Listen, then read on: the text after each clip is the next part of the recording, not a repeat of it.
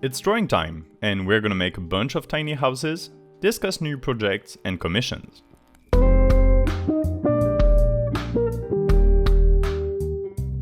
Well, hello there, I'm Detroit. I have my sketchbook ready. Today I want to draw small houses all over the page. Recently I was going over notepads from high school, from 9 years ago, would you believe it? And I saw a pattern just like this one. I thought it was time I redrew it to show it to you.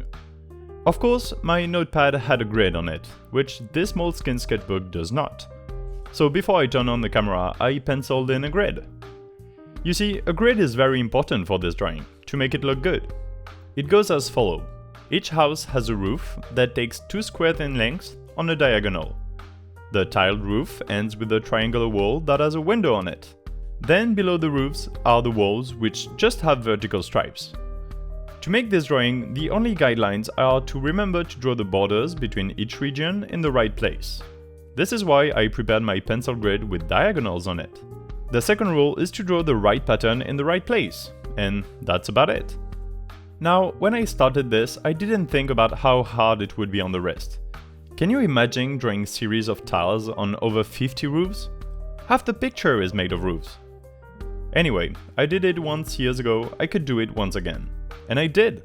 For 1 hour and 25 minutes spread over an entire day, because, for real, I had to make a lot of long breaks for my wrist.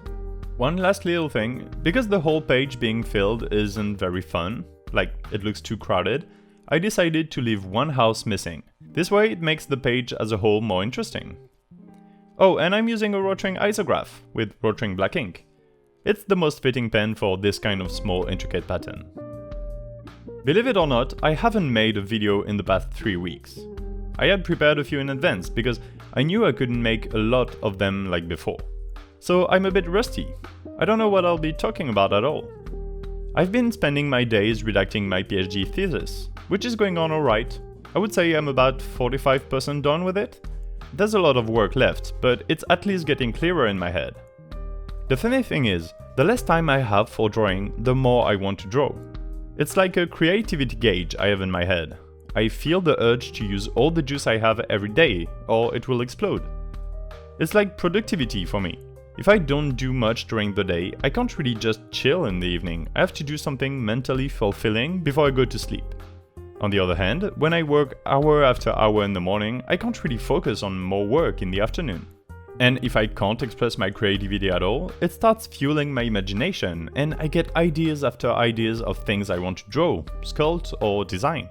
It's a constant cycle of finding the balance between work and creative endeavor. I've been spending days just writing this thesis, and now I really want to design a board game, for example.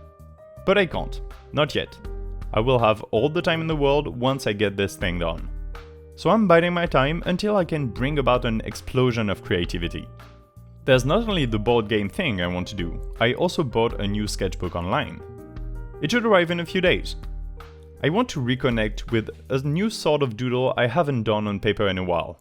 I want to draw characters, comics, small doodles. Kinda like I often do on iPad, but on paper. I don't know, I can't really explain. I want to focus on the aesthetics of a whole page. Also, this new notebook, which is a Moleskine, like this one you're currently seeing, is A4 format. This one is A5, which is great, but it's a bit restricting sometimes. On camera, this one looks tiny. I can't zoom the camera too much because the footage loses quality really fast, and I can't pull the camera down too much because then I can't see the drawing as well with the camera in front of my face. My setup also isn't made for a camera lower than it is right now. The camera tripod sits above my 2 computer screens, and I could lower it between the screens, but then it would look bad the rest of the time. I don't want to have to lower the camera every time I draw for a video and then reverse the process once I'm done, and so on. I like to watch videos or movies when I draw, so having a tripod and a ring light in front of the screen isn't fun. Anyways, I'm excited for this new sketchbook. It's like starting over every time with endless possibilities. And yeah, I bought a new book right when I have the less time available to draw. It's fine. I bought the notebook using money from a commission. Even during these times, I'm fulfilling my obligations as a contracted artist. So if you want me to draw something for you, head over to my Instagram at g3_sd or my Twitter at Detroit and DM me for your drawing ideas.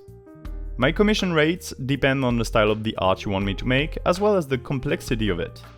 A realistic portrait, for example, will start at about $25, and if you want a full body drawing with colors, it can go up to maybe $60, depending on the clothes, background, etc. A painterly landscape would start at $20, and so on. The way I do it, we can start discussing your project. You can send me a reference if you have something specific in mind, and we will fix a price before I start drawing. As an insurance, I start for half the price before I start drawing, and the other half once I'm done after sending you the artwork with a large watermark on it. This way I won't draw unless I am sure to get paid, and you won't pay until you're sure I've done the artwork.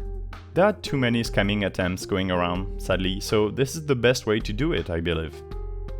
Also, I should mention commissions get a reduced price if I can post the drawing publicly.